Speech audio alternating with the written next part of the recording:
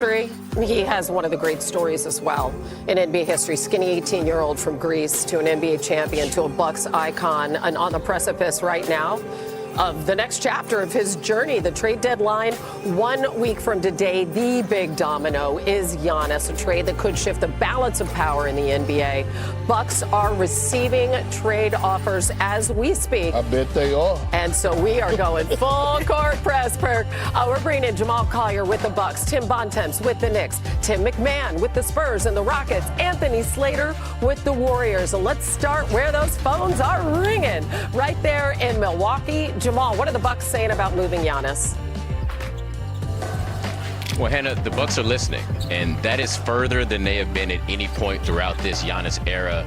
And they've been really reluctant to even have this conversation about potentially moving Giannis. But other teams have found a willing and engaged listener in the Bucks in the past week, which really dates back to that Oklahoma City game when they got blown out at home to the Thunder, and Giannis after the game really crushed the rest of his team for their chemistry, for not playing hard. And that frustration has been growing throughout the season, really led to a breaking point between Giannis and the team, and why the Bucks have been much more engaged over the past week. Thanks, Jamal. Next up, a team that was in the mix over the summer. We're talking about the Knicks, 6 games behind Detroit for first place in the East. Tim, what's their approach here? Well, Hannah, let's go back a couple of weeks ago to when James Dolan, the owner of the Knicks, gave a rare interview to WFAN in New York City. And what did he say? The Knicks should win the Eastern Conference, or they have to win the Eastern Conference, and they should win the NBA title. If you're having those kind of expectations for your team, of course you're going to be interested in adding one of the best players in the world to the roster. Now, for the Knicks to do that, Hannah, it's going to be complicated. They don't have much in draft assets. They'd have to move Karl Towns and likely some other key players to be able to make a deal happen. But if the Knicks can get Giannis Antetokounmpo, expect them to try to do so, pair him with Jalen Brunson, try to end their own half-century championship draft. Thank you. Now let's head to Texas, where both the Rockets and the Spurs could theoretically make this work. So, howdy, Tim. You got the state covered. What's happening there? Howdy, Hannah. I hate to disappoint Big Perk, but none of those calls coming into the Bucks phones are from South Texas area codes. I checked in with a high-ranking Rockets source earlier this week about their approach to the trade deadline. They said, hey, as patient as ever. They were able to get Kevin Durant without shortening the runway. The Spurs are taking the same approach. They are not giving up young core pieces to go all in right now on Giannis. Wow, raining on Perk's parade there. Gee, thanks, McMahon. Finally, it's been reported that the Warriors are a front runner in the Giannis Sweepstakes. Golden State 8th in the West after a win over the Jazz last night. Afterwards, Steph addressed the possibility of the team acquiring Giannis. Take a listen. Not ignorant to what's going on around the league. Rumors and trade talks and who's on the block and all that type of stuff. So I know what's going on, but right now it's just about trying to continue to win. The conversations are happening all the time. I don't ever get into hypotheticals. Mike is in the entire front office, I'm sure, making calls. I'm sure taking looks, seeing what's going on. And then if there's something material, something real, we have conversations about it and decisions are made. So that's our process. It's always been that way. I'm assuming it's going to be that same way over the next week and a half. But when stuff happens, you'll know. I love it. Anthony Slater actually asked that question to Steph last night. Slater, what more can you tell us about the Warriors' pursuit of Giannis? Yeah, to Steph's point, Mike Dunleavy is making calls. The Warriors are aggressive in this pursuit of Giannis, which is really no surprise, but they've contacted the Bucks in the last week and let them know that, if it gets to that stage, that a substantial offer will be on the table from them. And, with some of the teams that are interested in Giannis, they have superior player packages, right? Tim was talking about New York. You're talking about Karl Anthony Towns, OG Anunoby. But if Milwaukee prioritizes draft picks, this is a time for the Warriors to strike, because they've been protective of their post-Steph Curry era picks, but this is the type of guy they've always said they would go after with those picks. In 2028, 2030, 2032, those 3 picks are available for the Warriors to trade. That's when Steph Curry will be 40, 42, and 44 years old. So there's a lot of appeal to that. Is that enough for Milwaukee to make the decision now? Potentially. That's what the Warriors are going to try to find out in the next week. Yeah, Steph's in his late 30s, so that window is closing. Thanks so much, Slater. Let's go to Bobby Marks now. He has a list of 11 contenders for for Giannis that actually makes sense. He ranks them starting with the teams for which would be the easiest to make the trade. So tied for first right there, that's the Warriors and actually the Pistons. And then the Knicks and the Wolves, as Tim referred to, the Knicks have a very tough path in their pursuit. So let's go to Bobby Marks now. Hello, Bobby, again, or Mr. Marks, as Perk calls you. What exactly is it going to take for a team to acquire a player of Giannis's caliber? What do you have to give up? Yeah, it's the Giannis checklist. It's that superstar 3 things that you have to give up in a trade. I think the first thing is draft equity here. Anthony mentioned Golden State. They've got 4 first-round picks they can trade. They've got swaps here. Teams like the Miami Heat can trade 2 first-round picks. Minnesota and New York cannot trade a first.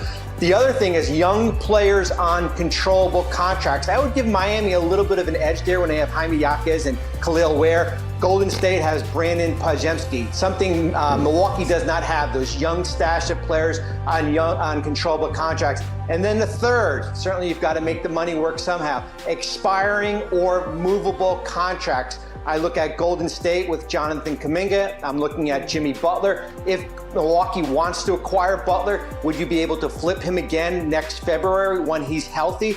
But that's the 3 checklist things I would be focused on for teams wanting to trade for Giannis and for what Milwaukee would want in a deal.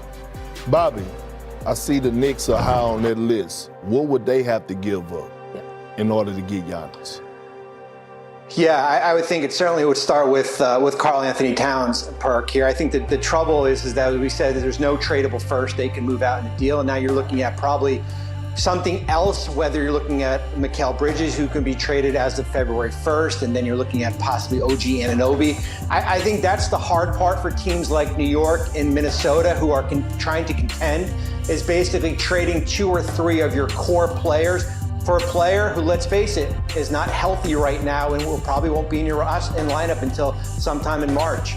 I don't know if you guys are feeling overloaded a little bit with information, because Giannis is super attractive to most teams. Sure. But based off of this amazing full court press and what Bobby highlighted, I took notes. Okay. The Knicks believe that they should win the conference and get to an NBA Finals. So they feel like they're good.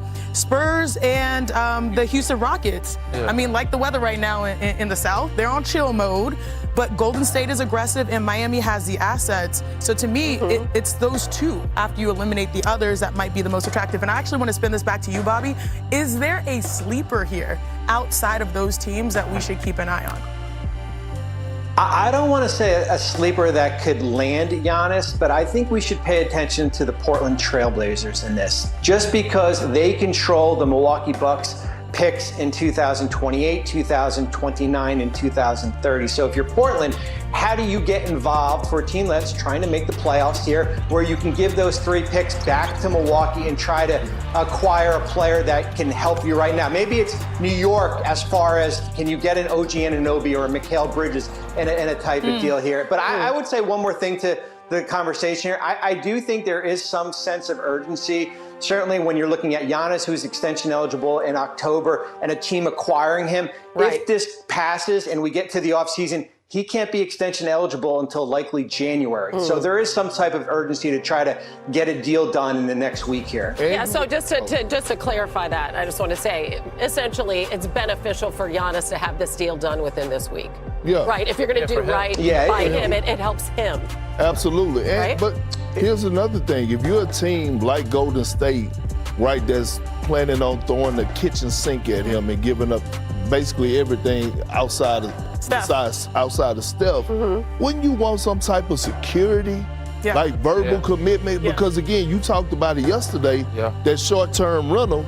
You know what I mean? Make sure he wants to be there. Like Detroit has an easy path to getting him, but would he want to stay in Detroit? Probably not. He listed the teams that he wanted to be on. Miami was one of them. New York was one of them. So I think they have better advantage because he'll likely sign that extension with those groups. The other groups are taking a risk, kind of like a Kawhi Leonard Toronto situation. Well, I tell you what, he come down to the H-Town, we ain't got nothing to worry about. He go adapt to that culture. See, they talking about raining on my parade. They ain't raining on. They raining on their own parade. They missed out. Right when you lost, they feel sorry for their loss. But Bobby, let me ask you this about Minnesota, right? Who would they have to give up in order to get Giannis? Or what would they have to give up? Yeah. So you remember, Giannis makes $54 million. This is a team that's a first apron, so you basically have to match salary. No first-round picks to trade.